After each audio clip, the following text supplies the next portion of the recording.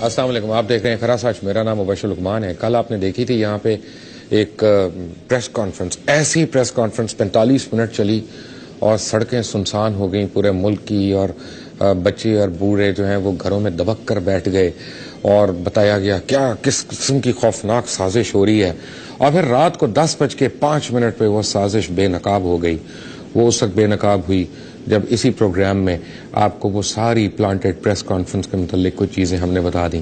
آج میں صبح کو دیکھتا رہا، 2 سب سے زیادہ بکنے والے اخبارات میں انگریزی اور اردو کے، کہ بھائی کہیں تو اس پریس کانفرنس کا تذکرہ آئے گا، نہیں آیا، کیونکہ اگر آتا تو وہ ٹیپیں بھی سنوانی پڑتی یا ان کی ٹرانسکرپشن بھی لکھنی پڑتی جن کا میں نے ذکر کیا تھا یا جو میں نے سنوائی تھی، اور میرے پاس تو 55 منٹ کی ٹیپس ہیں۔ میں نے تو 4.5 منٹ کی کل سنوائی تھی، چند منٹ کی آج بھی سنوا دوں گا آپ کو، تشنگی باقی ہے نا کیونکہ۔ لیکن کیا ہے کہ آج میرے پاس وہ فون نمبرز بھی آ گئے ہیں جن سے کالیں کی گئی تھیں، ان افراد کے نام بھی آنا شروع ہو گئے ہیں جنہوں نے کالیں کی تھیں۔ بڑے بڑے سینئر ایگزیکٹوز ہیں میڈیا میں، بڑے بڑے یعنی مایا ناز ان کے کارنامے ہیں، اور سب سے بڑا کارنامہ یا سب سے لیٹسٹ کارنامہ جو ہے وہ ایک پلانٹڈ پریس کانفرنس ہے۔ بٹ اینی وے، میرے پاس آج بڑی سرپرائزز ہیں، 1 نہیں 2 نہیں 3 سرپرائزز ہیں، اور کیا کہتے ہیں وہ میر صاحب، فلم ابھی باقی ہے میرے دوست، ابھی تو فلم چلے گی اور چلتی رہے گی۔ اور آپ کو میں تعارف کرا دوں، مجھے جوائن کر رہے ہیں لاہور سے علی حیدر، ایڈوکیٹ ہیں بائی پروفیشن۔ مجھے جوائن کریں گے پشاور سے امجد ملک صاحب، bureau chief Geo T V کے جنگ گروپ کے، آج صبح تک تھے، اب نہیں ہے۔ اس کے بعد مجھے جوائن کر رہے ہیں خالد انصاری صاحب آڈیٹر ہیں بائی پروفیشن۔ اور انصاری صاحب آپ کا میں پورا تعارف کرا دیا تو ابھی بڑے لوگوں کے جو ہے نا وہ ہاتھ سے چائے شائی گر جائے گی، آپ ذرا تھوڑی دیر صبر کر کے بیٹھیں۔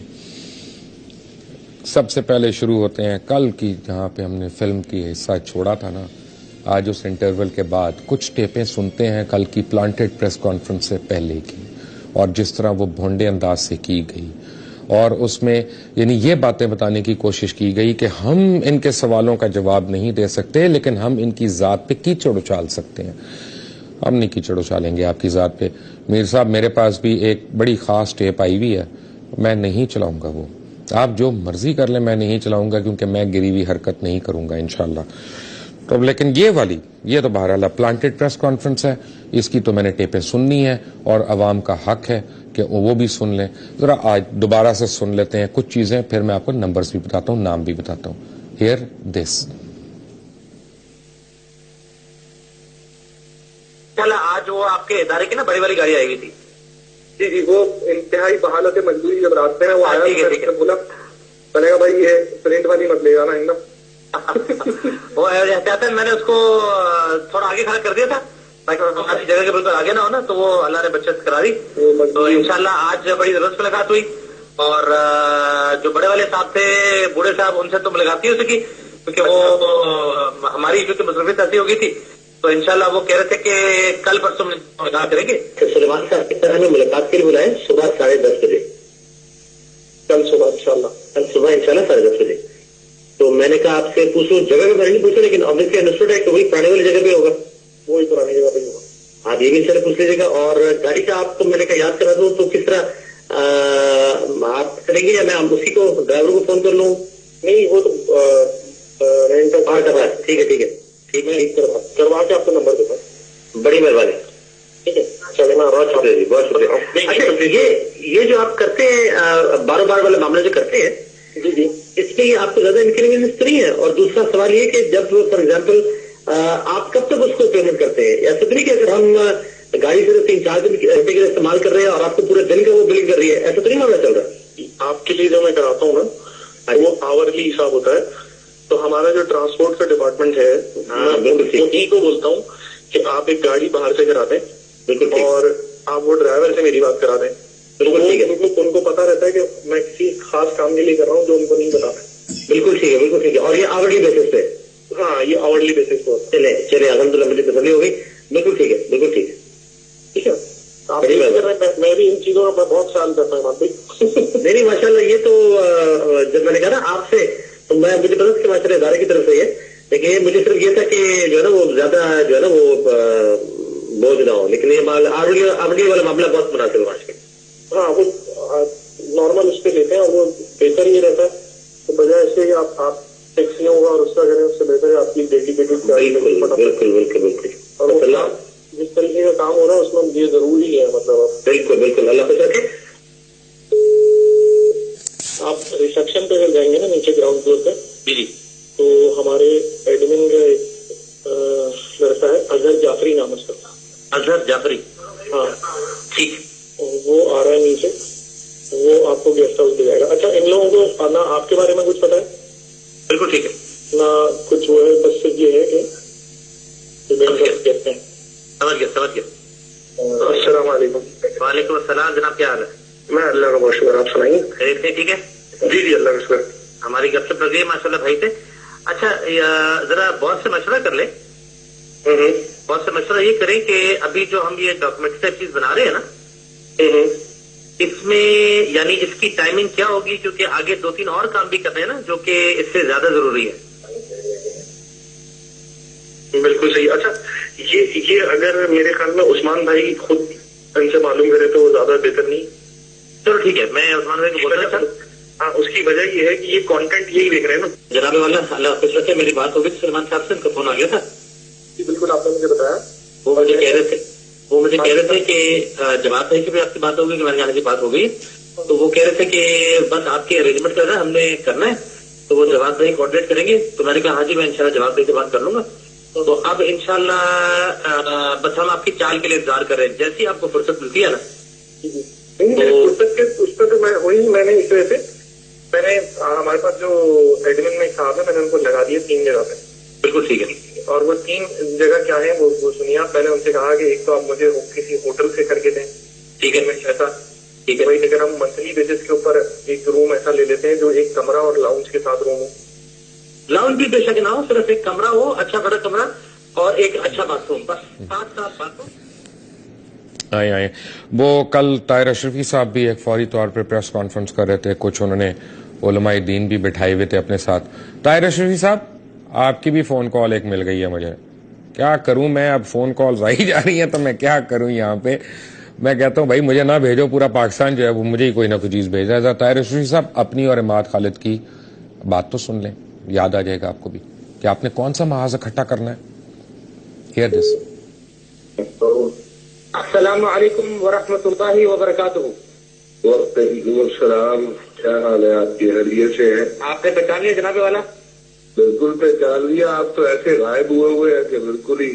جناب غائب اس لیے ہوئے تھے کہ اپنے عزیز کے خلاف سپریم کورٹ میں مقدمہ دائر کر رہے تھے، آپ کے عزیز ایڈوکیٹ حشمت علی حبیب صاحب کے ساتھ مل کر. اور کل دائر کر دیا اور الحمدللہ نیوز رپورٹس بھی چلنا شروع ہو گئی. ٹی وی پہ چینلز نے بھی 2 چینلز نے دکھایا. بغاوت کا مقدمہ ہے. جتنے بھی اس بندے نے پاکستان فوج کو برقرانے کے لیے ہماری ٹاپ لیڈرشپ کے خلاف جتنے بھی اس کے ناکام ڈیزائن تھے وہ شواہد اور ثبوتوں کے ساتھ 150 200 250 ثبوت الحمدللہ جمع کرائے.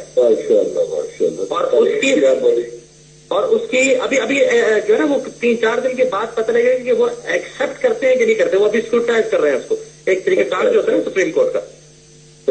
تو اس کے بعد وہ والا کام کرنا ہے جو آپ نے جس کا ذکر 22 جولائی والے پروگرام میں کیا تھا، وہ دوسرا کیس بنے گا. آپ سمجھ گئے؟ بالکل صحیح ہے. اس کے لیے آپ جیسے حضرات کی ظاہری باتیں ضرورت پڑے گی اور بہت سارے آپ نے ماشاءاللہ جو ایک فضا قائم کی ابھی الحمدللہ دوبارہ میڈیا پہ آ کے آپ کا میں نے ماشاءاللہ وہ کربلا کا پروگرام میں نے دیکھا 3 بار وہ کیبل ٹی وی پہ. ماشاءاللہ بڑا مزہ ہے دیکھ کے. آپ نے جو بات کی اس سے مسلمانوں کے دل جڑیں گے اور بڑا اچھا لگا. دوسرا جب میں آپ کے علاقے میں آؤں گا میں آپ سے ضرور ملوں گا. اور اب یہ جو علماء اور مفتیان والا یہ جو نگر ہے نا، اس ڈگری پہ آپ نے ہمیں لے کے چلنا ہے انشاءاللہ. اور تمام مکاتب فکر کو آپ نے جمع کر کے ایک محاذ کھڑا کرنا ہے انشاءاللہ. اللہ خیر. میں نے آپ کو ٹویٹر پہ تو بھیج دیا تھا، آپ مجھے اپنا ای میل ایڈریس دینا ذرا. میں آپ کو ابھی ایس ایم ایس مجھے ایس ایم ایس کر دیجیے. जज़ाकल्लाह। महाज खड़ा करना है। हाँ जी हो जाएगा इंशाल्लाह। आप मुझे ट्विटर पे मैंने किया था, मुझे ईमेल बता दें। चंद नाम जो यहाँ पे डिस्कस हुए, मसलन जवाद मलिक, ये जियो टीवी कराची से हैं, लॉजिस्टिक डिपार्टमेंट से। इनका फोन नंबर 0322200791, ये इस्तेमाल हुआ, कॉल लॉग में देख लें। एम उस्मान, ये न्यूज डेस्क के इंचार्ज हैं और जियो तेज से आपका ताल्लुक है और कंटेंट देखते हैं। 030822238696। सुलेमान जो है बहुत इंपॉर्टेंट कैरेक्टर है इस पूरी गेम का। सुलेमान जो है एग्जीक्यूटिव ऑफिसर हैं और मीर शकील और रहमान के बहुत खास बंदे हैं। 030082994448। अजहर जाफरी ऑफिसर हैं ट्रैवल एडमिन ऑफिस के, उनका भी आप जियो की डायरेक्टरी में नाम और नंबर देख सकते हैं। ये सामने आपकी स्क्रीन पे मैं कोशिश कर रहा हूं कि चलता रहे। और इनमें से जिन साहब को भी आपने फोन करके बताना हो कि आप उनके मतलब क्या समझते हैं, प्लांटेड प्रेस कॉन्फ्रेंस कराने के लिए, प्लांटेड शोज कराने के लिए, लोगों पे कीचड़ उछालने के लिए, आप उनको प्लीज बताइएगा। मेरे साथ कल की प्रेस कॉन्फ्रेंस में एक और जिक्र हुआ था, एक जज साहब का जिक्र हुआ था। उनके साहबजादे अली हैदर एडवोकेट मेरे साथ हैं, लाहौर से ज्वाइन करें। अली हैदर, अस्सलाम वालेकुम। वालेकुम सलाम। कल आपके वालिद मोहतरम का जिक्र हुआ था उस प्रेस कॉन्फ्रेंस में, जो एक प्लांटेड प्रेस कॉन्फ्रेंस थी। आप उस हवाले से क्या कहना चाहेंगे? मैंने वो कल पूरी 48 मिनट्स की इनकी प्रेस कॉन्फ्रेंस सुनी है माद खालिद साहब की जी। उसमें एग्जैक्टली कोट एंड कोट करता हूं मैं इनके वर्ड्स। कहते हैं जी, मोहतरम जज साहब मियां मोहम्मद जहांगीर साहब ने करोड़ों रुपए लिए यूसुफ कज़ाब को सजाए मौत देने के लिए, उसको मरवाने के लिए। ये कहा था उन्होंने? अच्छा, मैं तो खैर सुनता ही नहीं। एक तो थी ऐसे चैनल पे, मैं चैनल ही नहीं देखता यार। आगे ये उन्होंने एग्जैक्टली वर्ड यूज किए थे जो बेसलेस एलिगेशंस है। अल्हम्दुलिल्लाह माशाल्लाह 26 साल का मेरे वालिद साहब का अदलिया का कैरियर है, उन्होंने इस डिपार्टमेंट को सर्व किया। एक सिंगल भी एलिगेशन उनके अगेंस्ट नहीं है, तो ये बहुत बेसलेस एलिगेशंस थे। मैं पर्सनली उनका बेटा होने के नाते और हमारी पूरी फैमिली इसके ऊपर शदीद प्रोटेस्ट करते हैं और इंशाअल्लाह ताला मैंने अपनी लीगल टीम से डिस्कस कर लिया है, तो हम इसको लीगली भी परसू कर रहे हैं इंशाअल्लाह ताला। राइट। मुझे ज्वाइन कर रहे हैं पेशावर से अमजद मलिक साहब। अमजद साहब, अस्सलाम वालेकुम। मैं आपको लाइन पे लेने की कोशिश कर रहा हूं। अमजद साहब मुझे लाइन पे मिल जाएं वेरी क्विकली। सर आप अमजद साहब, अस्सलाम वालेकुम। जी वालेकुम सलाम मुबशर। अमजद साहब, आज आपने रिजाइन कर दिया जियो टीवी से, जंग ग्रुप से। कितने साल आपने वहां पे मुलाजमत की? जी मैं तकरीबन 12 साढ़े 12 साल तक तो जंग में रहा, फिर उसके बाद डे फर्स्ट से ही जियो न्यूज के साथ था तकरीबन 11.5 साल, तो ऑलमोस्ट कोई 23 साल के करीब का अर्सा बनता है। जिंदगी है जो इस ग्रुप। आप ब्यूरो चीफ थे जियो के पेशावर में आज सुबह तक, और मुझे ये पता चला कि कोई शहीदों का फड्डा था, कोई आप शहीदों पे को काम करना चाह रहे थे, आपको करने नहीं दिया था। ये शहीद कौन थे जिनके लिए आप कुछ करना चाह रहे थे? एक्चुअली आई डोंट नो आपको ये कैसे पता चल गया। ये कोई 1.5 साल पहले की बात है। मेरे पास एक मिनट वो ऑडिटेड रिपोर्ट्स पड़ी हैं भाई आपकी, अब मैं और क्या कहूँ, ये भी पता चल गया। जी नहीं, एक्चुअली जियो ने मुझे मुबशर बहुत इज्जत दी, मुझे शोहरत दी। मैं इफ्तिखार इस इदारे को समझता हूँ। कुछ तो अंदरूनी सिलसिला चलता रहता है।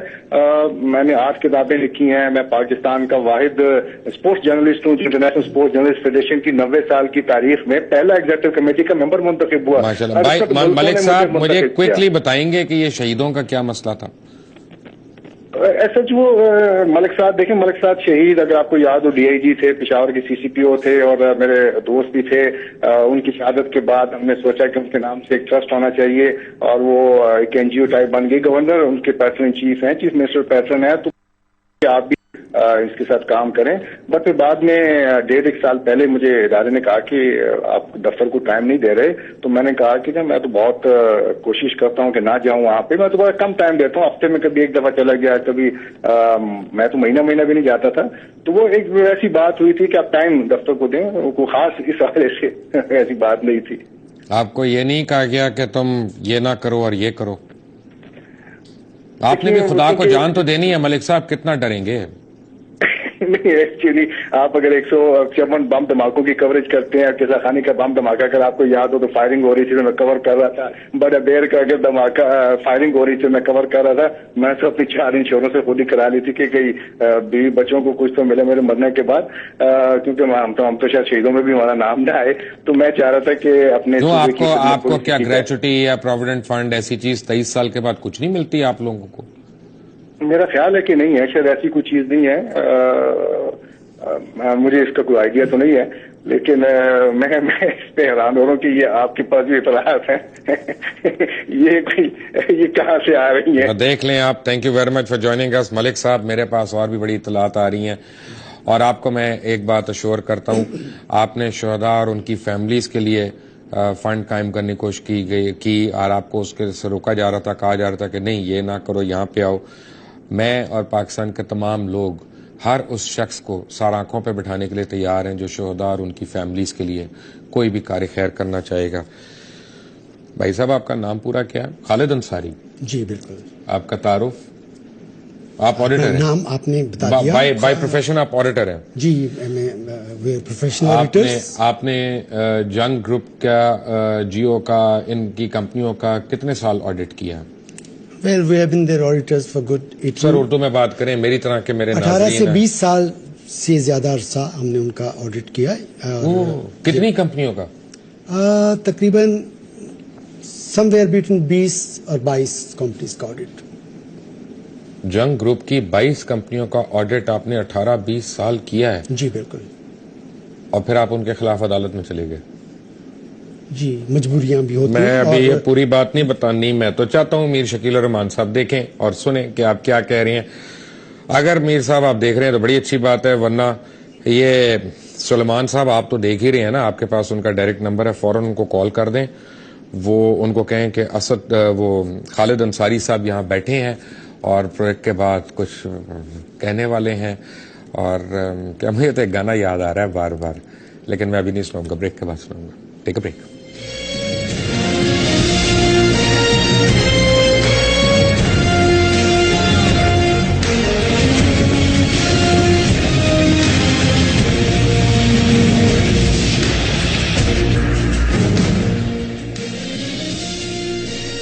Welcome back from the break.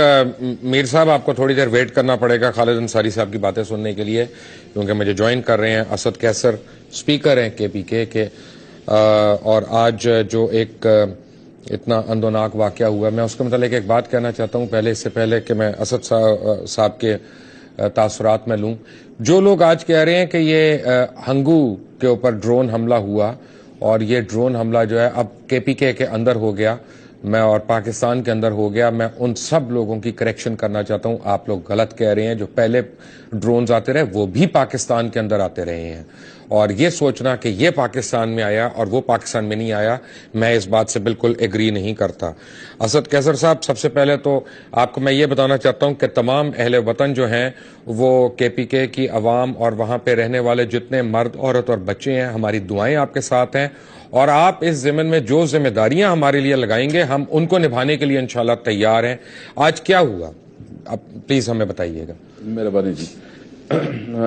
آج بیسیکلی یہ ایک مدرسہ ہے، اس پہ جس میں کچھ افغانی بھی تھے، اور اس پہ ڈرون اٹیک ہوا ہے جس میں 6 لوگ مرے ہیں اور کچھ 1-2 لوگ زخمی بھی ہوئے ہیں.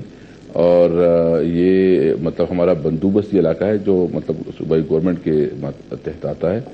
تو اس میں یہ افسوسناک واقعہ ہوا ہے، اور میں یہ سمجھتا ہوں کہ اس وقت آپ کو پتہ ہے کہ ہمارے صوبے میں اس وقت لاکھوں کی تعداد سے افغانی رہ رہے ہیں، اور ہماری معیشت پہ بھی ایک برڈن ہے، ایک بہت بڑا بوجھ ہے. تو اس طرح صرف یہ نہیں ہے، لیکن یہ جو انہوں نے اٹیک کیا اور اس کے لیے کوئی جواز بنا رہے کہ چونکہ افغانی تھی اور ہمارے خلاف ہوتا، تو سب سے پہلے تو ہم یہ بات کہیں گے کہ ایک ملک کی ایک ساورنٹی ہوتی ہے، ایک ملک کی ایک مطلب کچھ قوانین ہوتے ہیں، کوئی اس کی ضوابط اور اخلاق ہوتے ہیں. تو آپ نے یہ جو مسلسل ہمارے سرحدات کی خلاف ورزی کر رہے ہیں، جس پہ ہماری پارٹی مسلسل آواز اٹھا رہی ہے، اس کے خلاف ہم نے پہلے 3 سال پہلے پشاور میں دھرنا کیا، پھر کراچی میں دھرنا کیا. اس ایشو کو ہم نے پورا اٹھایا. اس کا بنیادی مقصد صرف ایک مقصد تھا کہ ہم اس ملک کی آزادی چاہتے ہیں, اپنے ملک کی ساورنٹی کو, جو ہمارے ملک کی ساورنٹی ہے اس کو محفوظ بنانا چاہتے ہیں. ہم سمجھتے ہیں کہ ہم ایک آزاد قوم ہیں. ایک آزاد قوم کی حیثیت سے یہ ہمیں حق ہے کہ ہم اپنے فیصلے خود کریں اور اپنا اختیار خود استعمال کریں. یہ جو ہماری کبھی ڈرون آتے ہیں, کوئی خارجہ پالیسی جو ہے ہمارا اس طرح ہے کہ وہ باہر سے ڈکٹیٹ ہوتی ہے, ہمارا موقف یہ ہے کہ پہلے دن سے ہمارے عوام کو آزاد رکھا جائے اور آزاد پاکستان ہے.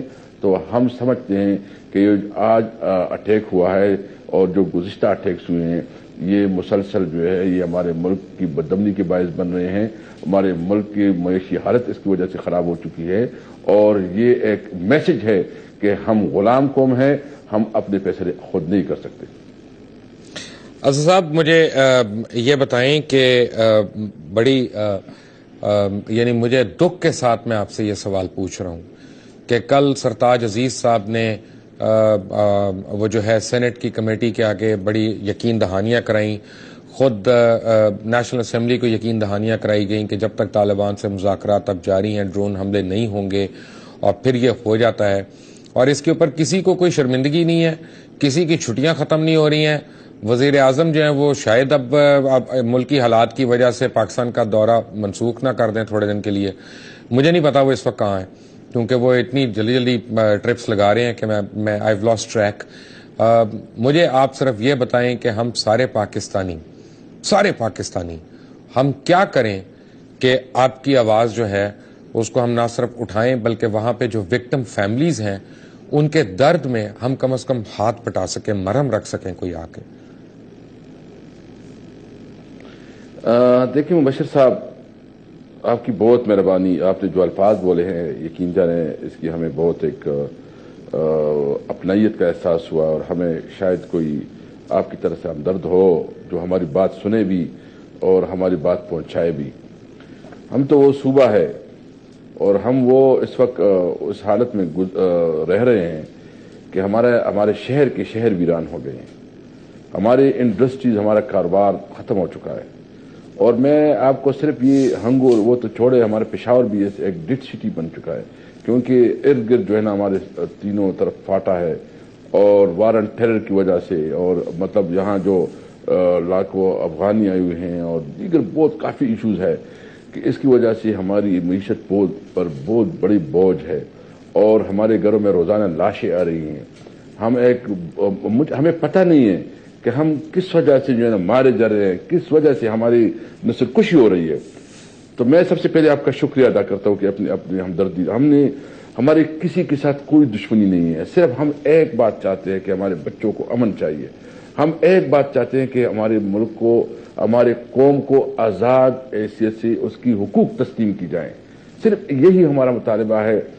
ہم سمجھتے ہیں کہ اس وقت ہمیں خارجہ پالیسی کو ریوزٹ کرنا چاہیے.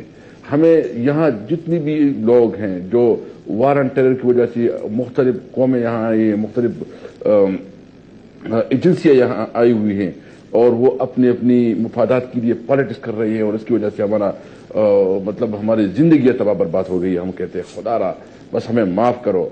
ہمیں جیو اور جینی دو پہ ہم یقین رکھتے ہیں. ہم سمجھتے ہیں کہ بس ہمیں صرف اور صرف امن دو, ہمیں کوئی چیز نہیں چاہیے, ہمیں نہ کسی کی ایڈ چاہیے, ہمیں صرف چاہیے تو ہمیں امن چاہیے. ہمارے ملک کے اندر ہمیں ڈکٹیشن سے اگر ہماری لیڈرشپ چاہے, یہ تو لیڈرشپ کی رسپانسبلٹی ہوتی ہے کہ وہ اپنے عوام کو پروٹیکٹ کرے.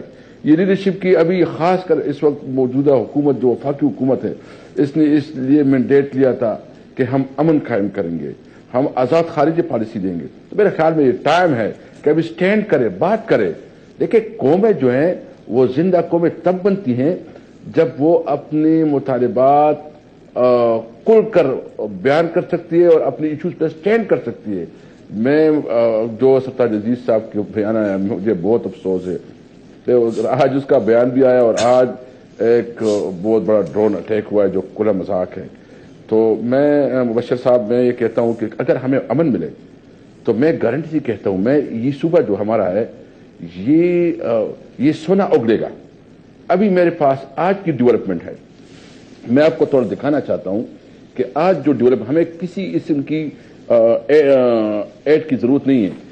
ہمارے صوبے میں اتنی پوٹینشیل ہے. جو ہمارا ساؤتھ ہے جس میں کرک ہنگو اور یہ ٹل جہاں یہ ڈرون اٹیک ہوا ہے, آج جہاں ایک کنویں سے ہماری دور حکومت میں ایک کنویں سے آج جو ہوا ہے 7,200 بیرل پر ڈے آئل کی دریافت ہوئی ہے, جو سب سے قیمتی یعنی سعودیہ میں جو جس کی کوالٹی ہے تیل کی, اس کوالٹی کی تیل آج اس کی ایکسپلوریشن ہوئی ہے 7,200 بیرل, اور اسی کنویں سے 28 ملین کیوبک گیس ایک دن میں پیدا کرے گا.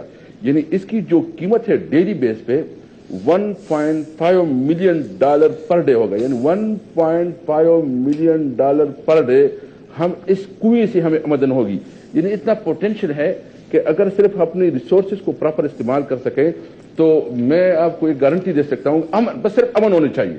امن ہو, 5 سال میں یہ صوبہ پوری ملک کو آئل اینڈ گیس میں خود کفیل کرے. میں آپ سے بہت معذرت کے ساتھ اسد صاحب, میں آپ سے ذرا سے اختلاف کروں گا. میں جانتا ہوں اور یہ میں بالکل بلیف سے کہہ رہا ہوں کہ ہمارے جو پٹھان بھائی ہیں وہ دنیا کے سب سے زیادہ محنتی اور خوددار اور عزت سے روٹی کمانے والے قوم ہے, اور وہ 5 سال آپ کہہ رہے ہیں, میں کہہ رہا ہوں 5 مہینے میں وہ اپنے صوبے کی کایا پلٹ کے رکھ دیں گے اگر ان کو امن مل جائے اور ان کو سکون مل جائے. سوری, میں آپ سے اس بات پہ ڈس ایگری کروں گا.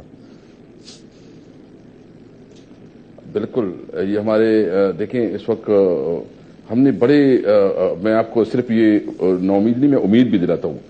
ابھی اس وقت ہم ایک بہت بڑا منصوبہ بھی لانچ کر رہے ہیں ایجوکیشن سٹی کا, جو پاکستان کا سب سے بڑا منصوبہ ہوگا, جس میں انٹرنیشنل سٹینڈرڈ کی 20 یونیورسٹی آئیں گے. اور اس کے حوالے سے ہماری برٹش کونسل کے ساتھ MOU سائن ہو چکی ہے, اور اس کے لیے پورا جو ہمارا پیپر ورک ہے ہم کمپلیٹ کر چکے ہیں. بڑے منصوبے پہ کام ہو رہا ہے. انشاءاللہ تعالیٰ دیکھیں گے یہ جو ہم اس وقت جو عمران خان جو سب سے زیادہ وہ ڈرون اٹیک کے اوپر اور نیٹو سپلائی کے اوپر اور اس ایشوز پہ بات کر رہا ہے, بیسیکلی اس وجہ سے تو ہمارے سارے مطلب اس وقت ہم فرنٹ لائن صوبہ بنی ہوئی ہیں, اور ساری جنگ تو ابھی فرنٹ لائن صوبے کی عملاً جنگ تو ہمارے صوبے میں ہو رہی ہے. تو ہم سمجھتے ہیں کہ یہ ان مسائل سے ہم تب نکلیں گے کہ ہم اپنے فیصلے آزادی سے کریں. یعنی ہمارے پشتون کلچر اپنا ایک طریقہ ہے, ہم جرگوں سے بڑے بڑے مسائل حل کرتے ہیں, مذاکرات سے ہمارے ہر قسم کے ایشوز حل ہو سکتے ہیں, جتنا بھی کرانک لوگ کیوں نہ ہو. لیکن ہمارا ایک کلچر ایک ٹریڈیشن ہے کہ جب جرگے بن جاتے ہیں نا تو اس کی رسپیکٹ کی جاتی ہے. اور میں اب بھی یقین سے کہہ سکتا ہوں کہ ہم اپنے مسائل کو حل کر سکتے ہیں. ہمیں اختیار دیا جائے, وفاق ہمیں اوپن چھوڑ دے کہ بھائی اپنی صوبے میں کرو فیصلے, ہمارے اوپر جو ہے ہمیں مسائل نہ پیدا کرے. ہم گارنٹی کہتے ہیں کہ اس صوبے میں ساری امن قائم کریں گے, لیکن ایک یہ ہے کہ ہمیں فوراً کی جو ایگریشن ہے اس سے نجات دلائی جائے. ہم سمجھتے ہیں کہ ہماری پاک آرمی ایک مضبوط آرمی ہے. اصل کیسر صاحب, مجھے یہ بتائیے گا کہ آپ لوگوں کا جو مظاہرہ ہے وہ کس دن اور کس وقت ہے, تاکہ میرے ناظرین کو پتا چلے جو ڈرونز کے خلاف اور نیٹو سپلائی کو روکنے کے لیے آپ لوگ کر رہے ہیں. یہ انشاءاللہ تعالی 23 تاریخ کو 2 بجے ہوگا, جس میں چیئرمین آئے گا, اور میرے خیال میں اس کی بہت بڑی ضرورت ہے کہ اس حالات میں جب بھی صوبے میں کوئی اس قسم کی تکلیف آتی ہے تو وہ پہنچ جاتا ہے. یعنی جب سیلاب آیا تھا تو سب سے پہلے وہی پہنچے تھے, جب IDPs جو آئے تھے تو سب سے پہلے ابھی وہی پہنچے تھے, اور جب یہ ایشوز ہے خاص کر اس وجہ سے ہمارے لوگ بہت ڈپریس ہے توڑوں لوگوں میں, تو عوام کو امید دلانے کی میں ویسے آپ کو اور آپ کی کیبنٹ اور آپ کے CM اور سارے لوگوں کو ایک بات پہ میں سلام پیش کرتا ہوں کہ جو وہاں پہ سیکیورٹی کے حالات ہیں, آپ لوگ جس طرح سے پھرتے ہیں اور جس طرح کی گاڑیوں میں پھرتے ہیں, میں کہتا ہوں سلام ہے آپ کو کہ آپ صرف رب کی ذات سے یعنی ڈرتے ہیں اور انسان کے بنائے ہوئے ہتھیاروں سے نہیں ڈرتے. اس پہ جتنا بھی خراج تحسین پیش کیا جائے KPK کی حکومت اور حکومتی اراکین کو, وہ کم ہے. میں مبشر صاحب میں ایک بات بالکل وضاحت سے کہتا ہوں. میں نے خود عمران خان کے ساتھ 17 سال گزارے. میں اس وقت اسٹوڈنٹ تھا جب میں نے اس کے ساتھ آیا ہوں. زندگی کی مطلب اس کے ساتھ 17-18 سال بہترین ٹائم گزارا ہے. کبھی یہ سوچا نہیں تھا کہ کوئی M P M L A بنیں گے یا اسپیکر بنیں گے یا کوئی پوزیشن پہ آئیں گے. ہم لوور مڈل کلاس کے لوگ ہیں. بالکل صحیح ہے. میں آپ کو یہ گارنٹی کرتا ہوں کہ انشاءاللہ اس قوم کو نا امید نہیں کریں گے, انشاءاللہ اس کو امید دیں گے. اور جو ہمارے سب سے ٹاپ پریارٹی ہماری قوم کے مفادات ہے, ہم اپنی قوم کے لیے ہر حد تک جائیں گے. اس میں خواہ کوئی بھی مطلب ہم لمیٹیشن ہے, ہماری سب سے بڑی ترجیح ہماری قوم کی مفادات ہے. اسد انصاری صاحب, thank you very much for joining اس فرام کے پی کے. اسپیکر کے پی کے اسمبلی کے اسد انصاری صاحب ہمارے ساتھ تھے. اگر آپ ڈرون حملوں کے خلاف ہیں اور اگر آپ نیٹو کی سپلائی روکنے کے حامی ہیں تو پھر آپ کو پتا ہے کہ 23 تاریخ کو آپ نے کس مظاہرے میں شرکت کرنی ہے جا کے. یہ پی ٹی آئی کا مظاہرہ نہیں ہے اور یہ پی ٹی آئی کی حکومت نہیں ہے. کے پی کے میں پاکستان کی حکومت ہے, پاکستانیوں کی حکومت ہے, وہاں کے لوگوں کا مینڈیٹ ہے. یہ ہم سب کا مسئلہ ہے ڈرون. یہ کسی لگتا ہے آپ نے نام غلط لیا ہے, اسد انصاری نہیں, وہ اسد سوری اسد کیسر, اسد کیسر, I sorry.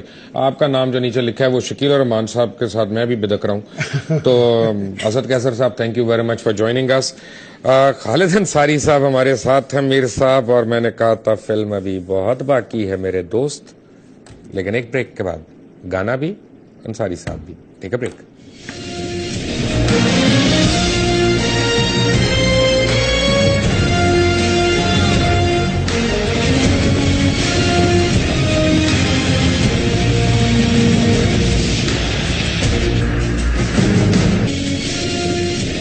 Welcome back from the break. اور اگر آپ بریک سے پہلے دیکھ رہے تھے تو خالد انصاری صاحب ہمارے ساتھ بیٹھے ہیں, اور میر صاحب کے, میر شکیل الرحمان صاحب کی جتنی کمپنیاں 19, 20, 22 پتہ نہیں ان کے آپ 18, 19 سال آڈیٹر رہے ہیں. میں نے یہاں پہ کچھ عرصہ پہلے کچھ آڈیٹڈ رپورٹس دکھائی تھیں چینل پہ جیو کی, اور ان پہ کافی سوالیہ نشانات تھے کہ اس میں یہ ایمبیگوٹی ہے, یہ ایمبیگوٹی ہے. کیا آپ ایگری کرتے ہیں کہ یہ سوالات اٹھتے ہیں لیجٹمیٹلی؟ جی یقیناً, کچھ جو میں نے دیکھی ہیں ان پہ سوالات بنتے ہیں اور جواب بھی ملنے چاہیے. تو جواب تو نہیں مل رہے, ہمیں تو تہمتیں مل رہی ہیں. انتظار کیجیے. ہمیں تو ٹویٹر پہ یعنی ان کے بندے جو ہے نا انہوں نے چھوڑے ہوئے میرے اوپر, ٹویٹر پہ بھی, فیس بک پہ بھی, اور کہ یہ ہے وہ ہے پلانٹڈ انٹرویو والا.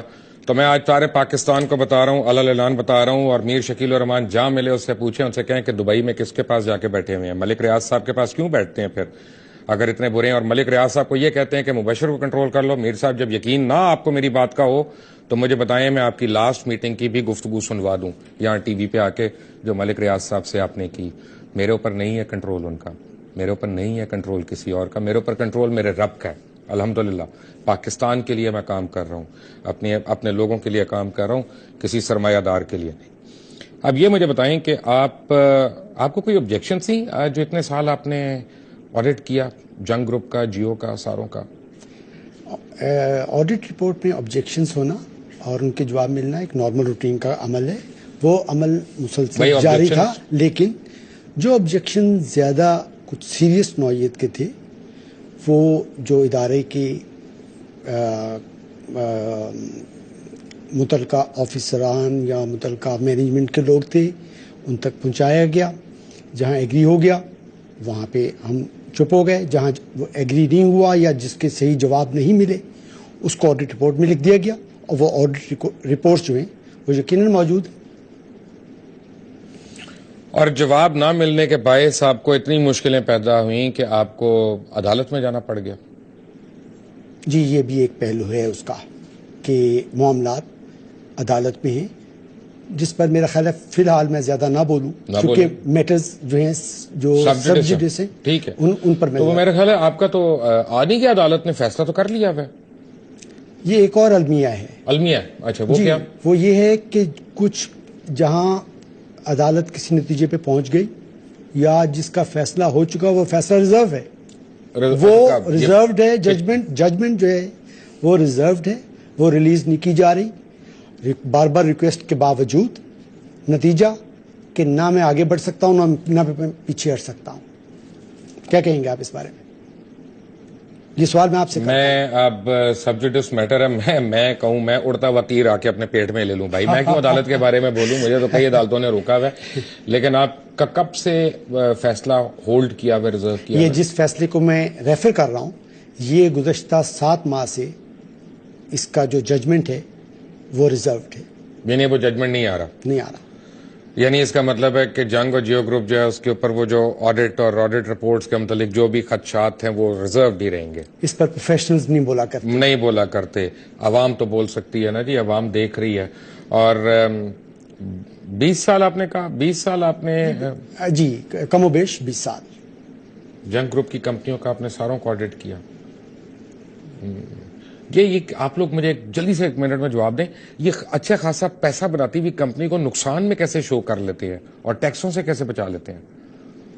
یہ ٹیکنیکس یہ کام انہی کا ہے جو اس میں ماسٹر ہیں, لیکن آڈیٹرز اپنا کام کرتے ہیں, وہ یا ان کو کرنا چاہیے, اگر وہ نہیں کرتے تو کہ ان کو وقت پہ بولنا چاہیے. آڈیٹرز کی بیسک رسپانسبلٹی یہ ہوتی ہے کہ جب بولنے کا وقت ہو وہ چپ نہ ہوں بلکہ بولیں اور اپنی چیز کو, اپنے نقطہ نظر کو پروفیشنلی ریکارڈ پہ لائیں, اور ہم نے وہ کام کیا ہوا ہے. میر شکیل الرحمان صاحب, مجھے بہت سے سوالات ہیں جن کے جوابات چاہیے آپ سے. مجھے کیچڑ نہیں اچھالنا کسی کی ذات پہ, نہ آپ کی نہ آپ کے ساتھ کسی کو کام کرتے ہوئے, لیکن امجد ملک صاحب کی طرح بہت سے پیٹریوٹک پاکستانیز ہیں, تقریباً 42 کے قریب لوگ ہیں جنہوں نے آج مجھے کال کر کے کہا کہ ہم اپنے گروپ سے ریزائن کرنا چاہ رہے ہیں, ہمیں پلیز ایڈجسٹ کرائیں, ہم مزید امن کی اس خوفناک آشا کے ساتھ نہیں زندہ رہنا چاہتے. ہم پاکستانی ہیں, ہم مسلمان ہیں, اور ہم نے کوئی اجمل قصاب کی جھوٹی فلمیں اور نہیں بنانی کسی کے بھی کہنے پہ. وہ بھی سٹوری میرے پاس آ گئی ہے کہ اجمل قصاب کی فلم کیسے بنی. اگلے ہفتے میں آپ کو شاید وہ بھی سنا دوں, شاید پوری بات تو نہیں, لیکن یہ کہ منگل کے دن کے میرا شو ضرور دیکھیے گا. میں آپ کو ایڈوانس میں بتا رہا ہوں, اللہ نے اگر خیریت رکھی, زندگی رہی, تو منگل کو ایک اور میں آپ کو چیز دکھاؤں گا جو بہت بڑی چیز ہے. اور خالد انصاری صاحب میرے پاس ہی بیٹھے ہیں, ابھی وہ جو باقی آڈیٹڈ رپورٹس ہیں, 4 آڈیٹڈ رپورٹس میرے پاس پڑی ہیں, وہ میں اب ان کے آگے رکھوں گا کہ تفصیل میں ذرا مجھے بتائیں کہ یہ آڈیٹرز گھپلے کرتے کیسے ہیں, اور ان رپورٹس میں ہے بھی کہ نہیں. آڈیٹرز نہیں کرتے. او بھائی کوئی تو کرتا ہے نا, پھر اور کون کرتا ہے؟ سٹیمپ کس کی لگتی ہے, مور کس کی لگتی ہے؟ سمجھیے نا بات, جو بزنس ہوتا ہے وہ آڈیٹرز کا نہیں ہوتا. آڈیٹرز اس بزنس کو واچ کرتے ہیں under certain legal mandate and under certain legal restrictions جو لا امپوز کرتا ہے. تو آڈٹ رپورٹ میں آڈیٹرز کو بولنا چاہیے, جیسا میں نے پہلے کہا, جب بولنے کا وقت ہو. چلے, anyway, thank you very much. Until the next time, Allah حافظ.